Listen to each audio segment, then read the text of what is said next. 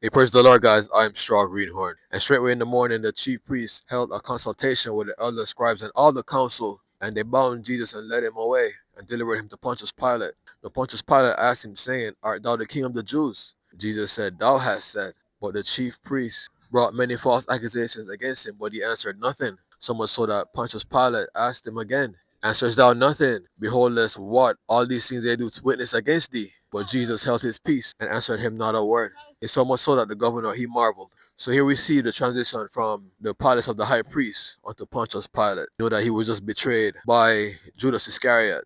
You know, they came and got him in the Garden of Gethsemane after they just came from, the feast of Passover, where he sent the two disciples saying, when you go into the city, you shall see a man bearing a pitcher of water. Follow him wherever he enters and tell the good master of the house that the Lord says, Where is thy guest chamber that I may eat the Passover with my disciples? We saw him say, One of verily I say unto you, one of you shall betray me. He began to say, Is it I? We saw where he did the communion, he took the bread, he broke the wine, gave thanks. This is my body which is broken for you. This is my blood of the new covenant. Head out to the, Mount of Olives. Verily I say unto you, all you shall be offended. It's not because of me. Then they began to say, even though we should die with thee, Jesus gave Simon Peter the prophecy that before the cock crowed twice, thou should deny me thrice. So then he went to pray, Father, if it be possible that this cup pass from me. Came back, found the disciples sleeping. He rebuked Peter. Then he went and prayed again. Then, Judas Iscariot came, gave him the sign, whoever I shall kiss. They laid hold on him. Simon Peter drew the sword, cut off the servant of the high priest's ear, and they led him away, brought him to the palace of the high priest, where were assembled together the chief priests, scribes, and elders. They brought many false witnesses. None of their testimonies agreed until they brought two certain that said, We heard him say that, Behold, I'll destroy this temple made with hands, and in 3 days raise up another temple made without hands. So then more false witnesses came forward. The high priest he stood up, and took control of the whole situation, asking Jesus, answerest thou nothing? Tell us plainly, art thou the Christ, the Son of God? Jesus said, I am. Hereafter shall you see the Son of Man sitting at the right hand of power, coming in the clouds of heaven. Then he rent his clothes. What further need of any witnesses, need we? What think ye? They say he is guilty of death. And they began to spit upon him, to cover his eyes, and to buffet him, might strike him with the palm of their hands, to say, Prophesy unto us, who did smite thee? So then we saw where then Peter, he did the denial. He was down in the lower part of the palace, warming himself with the other servants. The maid came unto him. Surely that was Jesus of Nazareth. He denied. He went out to the porch, the cock crew. Another maid came unto him. She said, this time, instead of speaking to him directly, she spoke to those that were around him. Surely this one is one of them. But he denied again. So then, after some time, and the whole people confronted him as a whole. Surely thou art one of them, for thou art Galilean, and thy speech agreeth thereto. Then he began to curse and to swear. And then the cock crew. Then he remembered the words spoken unto him by Jesus before the cock crow. Twice thou shalt deny me thrice. And he thought thereon and wept bitterly. So here we pick up right now where it's in the morning. So last night we just spent our whole time accusing him. We didn't really have time to patch this story together because Judas he kind of came for the last minute, and we just ran out and we grabbed him. We didn't write the script and give each man his part to study so that there would be cohesion in their stories. But it seemed as if they just rounded up some people and gave them money. Because usually there's a payoff. You're not gonna just come and accuse him for no reason.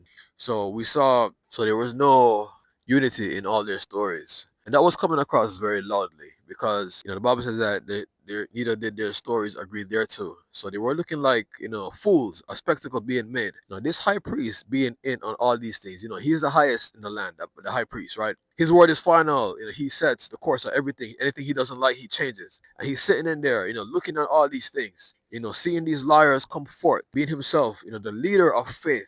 Faith that is supposed to have integrity, honesty is supposed to have fidelity, faithfulness, faith is supposed to have godliness. And in this moment, all these things are being destroyed. They're all being swallowed. And, we're looking like fools. And he is happily being a part of it. So they're getting their story straight. We know that it was written that he should die by crucifixion. Now, it was not in their manner law to put anyone to death by this means. If it were stoning, then yes. Because remember, when they brought to him the woman taken in adultery, they set her before him, wanting, to accuse her so that she would be stoned upon his word.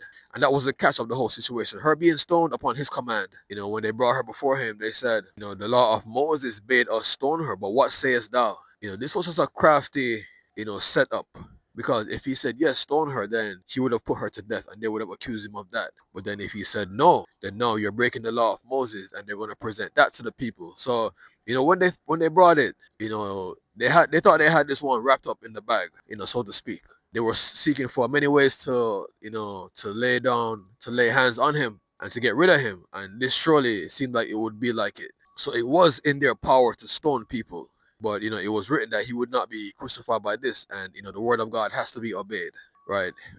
In the Old Testament, there was a law: anyone that was hung on a tree till dead, that they were to be taken down before the sun went down, because cursed is anyone that hangeth on a tree, and he would bring a curse not only upon himself but upon the land. So they were very careful to put it down. So we know that he became a curse for us, that we might be blessed. He took our place. When Adam and Eve sinned in the garden, they opened up so many things that, we haven't sat down and lined up all the things together to have them in one paragraph or, one, thought of idea. But, all these things came, world wars, famines, hunger, genocide, murder, rape, kidnapping, slavery. All these things came for when Adam and Eve, they ate that forbidden fruit. So him being hung, he became a curse. Now understand, God himself. We know that Adam was the first son of God, but Adam wasn't God. Adam was the first son of God, bearing all his glory. Adam and Eve were the only two that walked in perfection and then walked in sin. Well, I guess you can say that the fallen angels, they also did, right? But, apart from that, no other man has ever walked perfectly, except Jesus. He was transfigured upon that mountain and we saw his glory. But that's the catch, and that's why it means so much for him to die, because this is God. Adam was the first son of God, being not created of a man or woman, but from God himself. Jesus is the second son of God. I mean, if you're going to count like Melchizedek and, any other form he might have taken, we don't have a record of all of these things. They're not given. But, Jesus is also a son, not being created by the seed from a man, but from the word, that was given unto Mary. But the difference here is that Jesus is God. He and the Father is one. So, God himself being made a curse, taking our place in his sovereignty, leaving the splendor of heaven, leaving being worshipped, leaving the good life, surrendering all his power and authority, be made subject unto sinful men. And that's another catch, God being killed by sinful men, just to show his love, that he came to be the sacrifice that we would need to reconcile us to our rightful places. In the beginning, war broke out in heaven. Michael and his angels fought. They won. The devil and his angels fought, but they lost, prevailed not. How much would the devil would have loved to have won that battle and be able to kill God? That's another thing to take into consideration, is that he came here and he died. God came here and died. When if you look at the beginning, when there was war, what do you think the devil was fighting, trying to do? He was trying to kill God, right? But, he was trying to kill him out of a war sense, like I prevail over you, and not under these circumstances that he came and he died, being our sacrifice. Willingly, he said that no man taketh my life from me, but I lay it down. So here we have a laying down versus in the beginning, the devil, he wanted to kill God, essentially. So here he's being, transferred to Pontius Pilate. So Pontius Pilate, he's a governor of the regular law. The chief priests and the high priests and the scribes and the elders, these guys, they control the religious law. Somehow, they had authority to stone people to death. That was within their, allowance. Unlike, the faith of today, no religious people can put you to death. They're going to be charged, with murder or manslaughter or whatever they will get charged with. There's no separation of church and state as there was in those days. So, them wanting now kill him by crucifixion. So now they have to go through the natural channels. And a part of that is getting their story straight. So they just spent this whole night getting their story straight, right? So we have a rehearsal here, the palace of the high priest. And like I said, the fact that he lives in a palace is so far from the days of the children of Israel, walking through, leaving Egypt, walking through the wilderness, just entering the promised land. The priests, which were the Levites, they weren't given any possession. The other 11, because there were 12 sons, 12 tribes. So the other 11, they were given possessions, and they had to give donations onto the priests, so that they would have places to live. Their wages was, the whatever a person would bring to sacrifice to atone for his sins. The cakes, the bread, frankincense, the myrrh, all these things, they were theirs, and that was their wages. But no, we have this high priest. He has a palace. Last person we saw with a palace were the kings. David, Solomon, Saul, Hezekiah, Josiah, Rehoboam, Jeroboam. All these guys. They were the ones living, in the palace. But now we see this high priest. He has a palace of his own. just goes to show you where their heart was really, and what Jesus was always grieved about with the scribes and Pharisees, because they had become so much like the world, being wanted to be like celebrities, wanted to be on the red carpet, wanting the expensive, finer things of life, coming, into service, for the sake of riches, devouring even a widow's house. This woman, she has nothing to live off, and you guys are willing to take her life savings and leave her with nothing. They love to be called rabbi of men, love salutations in the marketplaces, on the street corners. It was all about, showing off. The upper rooms at feasts, the chief seats in the synagogues. These guys were busy playing celebrity, and they were milking it as much as they could. So now this palace, this high priest, he lives in a palace. So we just saw where Peter denied him, like I said, on the cock crew. So we know that day is coming. So now we're taking him to the governor, because the governor, he has, authority to put Jesus to death by these means. He has, within him to pronounce something like this on Jesus. And like I said, this was done because it was written, and this was God's will. So it just goes to show you, as disobedient as these men were being, that they were still being disobedient within the confines of what God allows. So it's just been one whole night of questioning, one whole night of whipping, of taunting and jeering. So now I believe that this is a Friday, because he was crucified in one day, the same day. He wasn't, held for more than 24 hours. So we're about to see, the events of why he came. Still holding faith, still holding true. Still being the integrity that he has, not getting flustered. Sticking true to the game plan.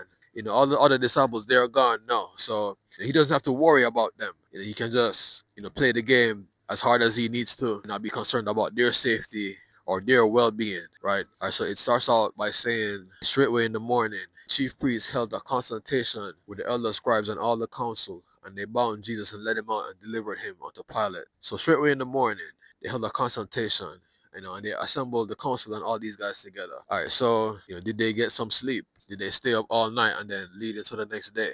The cock just crew. I asked the question yesterday, did this cock crow at the time it was supposed to, like right before day? Or, did this cock crow just to fulfill prophecy at the moment that, Simon Peter denied Jesus? Straightway in the morning, they're holding another council, a consultation, with all these guys. So they dismissed at some point. When the high priest, he stood up and he rent his clothes, and then they started to strike him.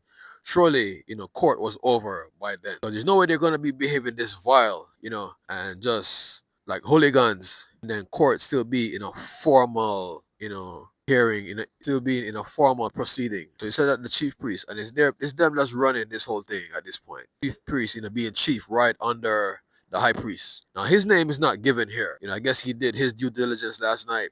He's gone on to some other business. It just says the chief priest, they held a consultation. So, all these things, they knew what they wanted. It's not like they were figuring out these things, because, when it was said that, in 2 days was the feast of Passover and unleavened bread, and then they sought how they might put him to death by craft, but said not on the feast day, lest there be an uproar of the poor. So this was, sometime in the making, this planning, and they knew exactly what they wanted. But, they still had to go about, through, official proceedings to make it, seem official, and not just take him and murder him. So imagine in this proceeding, he had to stand there and listen to them, dictate what they wanted to be done to him. Now, him having no, support around, none of his disciples, none of his boys, mom's not around, brothers and sisters not there, his father, Joseph, is not there. And he's just in a room of angry people that's looking at him, so angry and so spiteful, so mean looking. That they're jeering him, every step of the way. They just got done asking him, prophesy, who did strike you? Can you imagine the taunting and jeering it takes to do something like that? And what something like that does to a person? If you listen how his return is described, what does it say? All eyes shall see him, and what? Even those that pierced him. So you gotta know that he is human being, just like anybody else. Wanting to love and be loved, wanting, to acceptance, wanting to be a part, But he was no, bandwagonist or crowd pleaser or anything like that. He knew who he was, and he let, reason, dictate his actions, reason and righteousness and holiness and, godliness. He wasn't just out here trying to, be a bandwagonist or just jump all over people, just to be a part of the in crowd. So, he's in this room, and, there's no friendly faces. I asked the question, how many people in this room did he heal? He just had that conversation with the scribe that answered him well when he asked him, what's the first commandment? He said, "Hear, O Israel, love the Lord thy God with all thy heart, soul, mind, and strength." The second is like unto it, love thy neighbor as thyself. The scribe, he gave a great answer. Jesus said unto him, "Thou art not far from the kingdom of God." Where is that guy, to speak on his behalf? Did he not heal any of these guys? Or I'm guaranteeing you that he healed somebody's family member. Somebody's uncle or aunt or even grandma or grandpa, mother or father was sick. We know that Jairus, he was a ruler of the synagogue, but his title is not given. It's just like it's a ruler. Was he a chief priest? Was he an elder or a scribe? Or was he just, something separate, apart from these guys? Because, he was the one that came unto Jesus saying that my little daughter lieth at home sick to the point of death. If you come and lay your hands on her, she shall live. So when he was going away, that's going to his house. That's when we saw the woman with the issue of blood. She touched the hem of his garment. Before they even got there, they came from the house telling, him, "Why trouble the master? That daughter is dead." Jesus told him, "Only believe. All things are possible to those that believe." He went to the house, said, "The damsel is not dead, but sleepeth." There was a great crowd, and they laughed him to scorn. This crowd sounds like the crowd that's there right now. This man being such an important man, his daughter being sick. I imagine that this crowd, they were other leaders. There were other important men of the law, even rich men, family and friends. Jesus said, the damsel is not dead but sleepeth, and they laughed him to scorn. When he put everybody out, he took her by the hand and said, Talitha Kumai, damsel, I say unto thee, arise. And she arose and walked. He brought his daughter back from the dead. Where is he to speak? Is there just no propriety right now, no decency? I asked the question, how many, of these guys, family members, how many of them when he fed the multitude with the fishes and the loaves, how many of them did he feed? The worst question is this, when they put him to death now, and one of you guys, children fall sick unto death, who you gonna complain to? The great, opportunity that you guys have in front of you right now. Doctrine that he's exposing all the errors. You see, the thing about human beings is that a lot of times we don't know or find out error until we die and we stand in the judgment and we see the truth of what God is looking for. We see how he judges. We see the rules laid out. We hear, these things a lot and they just become, old wives' tales. We just hear it over and over and, people it becomes speculation, to those that don't believe. But then, like I said, in this moment, then they find out the truth. Then, it's like too late. So now here Jesus is, giving, the truth. Here he is giving truth, unto all these guys. Miracles. Did they not consider what would happen if he were to, be removed? How would these people get their healing? There's a saying that, it doesn't pay to be well. Here in America, a lot of people that, they're on disability, they get, certain, benefits because of their illness.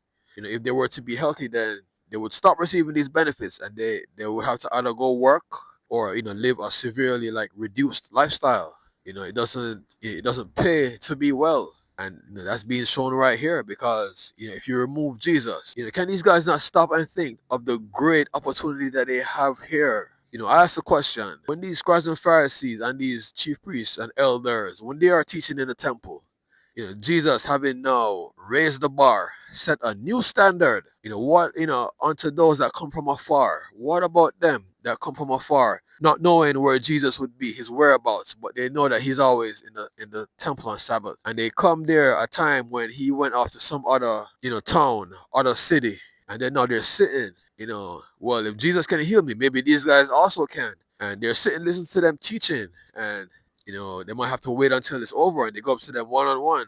Say, hey, I have leprosy, or hey, I'm blind, I can't see. Hey, I'm deaf, I can't hear, I can't speak. They come with somebody to speak for them, or whatever might be going on. I came here because my little daughter lies at home sick to the point of death. What can you guys do? Oh, I'm sorry, there's nothing we can do. I mean, how does that look? But then I guess you can argue that there was a time when these things were not available and they were not possible, and the people they had to do without these things. Maybe that's what they're willing to accept. Hey, we go back to that stage. But then is there no one to speak for him? What about the people that he helped? So they bound him and led him away to Pilate. So they restricted his arms. Maybe put shackles on his feet. We just saw him heal the man that was, crying and cutting himself with stones, who lived in the mountains and in the tombs. He often been bound with chains and fetters. So now, here Jesus is, picking up his shackles that he loosed him from. Some things in life, it can be ironic because Jesus, he just loosed this guy from his shackles. And now look what he got in as compensation. He's being shackled. So when they led him to Pontius Pilate, Pilate said, unto him, art thou the king of the Jews? Jesus said, thou hast said. So he just answered this question, right, with, the chief priests, elders, and scribes at the high priest's palace. The same question, given, the same answer, thou hast said. He says, thou hast said, like I said, because, faith cometh by hearing, hearing by the word of God. Paul said, that which we have seen, how can we call it hope? Faith is the substance of things, hope for the evidence of things not seen. So it was a faith issue why he wouldn't come out directly. And if you understand, there's a lot that's being weighed in the balance. There's a lot, hanging in the balance. There's a lot at risk. There's a lot that will be lost, right? And it's almost like, God is watching with all intensity. I see God watching with all intensity, almost not even wanting to blink. He might miss something, everything that's on the line, I would say. And he's looking for people to make the right choice. Because if you make the right choice, there's nothing he's going to be able to do. It's up to us, to take heed. Jesus always said, take heed lest any man deceive you. Verily I say unto you, you ever seen like, people playing a sport and they, are choosing teams. We have two captains. All right, so the first one, you pick first, and then you pick, and then you pick again, and then you pick, and then you pick again. So, I imagine that this is what's going on. But we pick with our choices, and God, he's watching because there's no going back. There's no turning back. And this moment, it reveals something of this intensity, that God, he's watching with all intensity. I see it's just being such an intense moment because everything is on the line here for each person that chooses. Everything is on the line and there's no going back. He's asking you to choose. Choose this day whom you will serve. As Joshua said, the gods that be on the other side of the river, as for me and my house, we shall serve the Lord. Because it seemed like such a light choice. It really does. But everything hangs in the balance. Your eternity. There's no going back. There's no, oh, I didn't realize. There's no, oh, I didn't know. What does it profit a man to gain the whole world, loses, only soul? Because on that day, there's nothing that God is going to be able to do for you. And he can only interfere so much. They say that God, he respects free will. He gives you the choice. He presents him. He comes onto you. He gives you an opportunity. He presents himself. Then when you, deny and you turn your back on him, then you're left to walk in this thing. And on that day, there's nothing he's going to be able to do. Yeah, he's God. He's master of all things. But that's the rules of the game. It's the devil that runs around like a roaring lion. He's the one that's interfering. He's the one that's, setting up deception and leading people astray. He's the ones that giving people all the reasons that they need to continue doing what God is asking them to not do. He's the one that's giving people all these reasons to not come to God while he's calling them. So thou hast said. You know what that communicates? That communicates that we have an entire room. Everybody looking around at each other. Everybody's trying to figure out where everyone stands. You could hear a pin drop. Thou hast said. He's saying not too many words because, he's saying what needs to be said and then he's shutting up. We're looking now. Where do you stand? What about you over there? Where you stand? What do you believe? Where are you? And with each one that falls, it's like God, he can only like mourn for like a split second. It's just like a quick, bowing of the head and then eyes right back up. For each one that falls, I would say, God, he can only mourn for a quick second. Looking down for a quick second and then eyes right back up. Yeah, we can cry later. When all this is done, we can cry later. But we can't miss anything right now because, the choice is being made. The choice is being made and there's no turning back. And people are choosing. It's you that choose. Thou hast said. What will you do with this information now? You have to choose me. I can't make you choose me. And the second that, it's too late, it's too late and there's nothing I'll be able to do.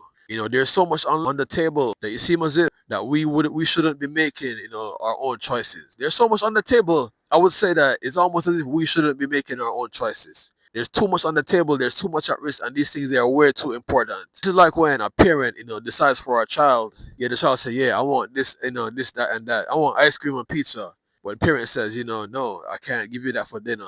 If I give you that, you're not going to be healthy. You're going to get fat. You're going to get health problems. I would say that choices that, the things that are at risk and are at stake. Permanence also are things that are at risk. It's almost as if we shouldn't be allowed to make, these decisions and choices. But yes, still, that's the way, that's the game. That's the way this game is played.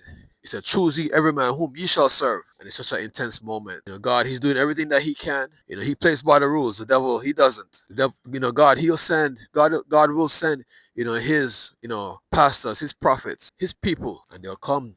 They'll give you an opportunity. And I also said that there's way too many ways to fail and to fall. Bible says that the road to life is narrow. Few there be that find it. Few there be that enter therein. But broad is the way to destruction. There's so many ways to go into destruction.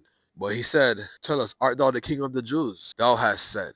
So no, this title, the king of the Jews, it implies being the son of David, which is the Messiah. That's why they would always say unto him, Jesus, son of David, have mercy on me.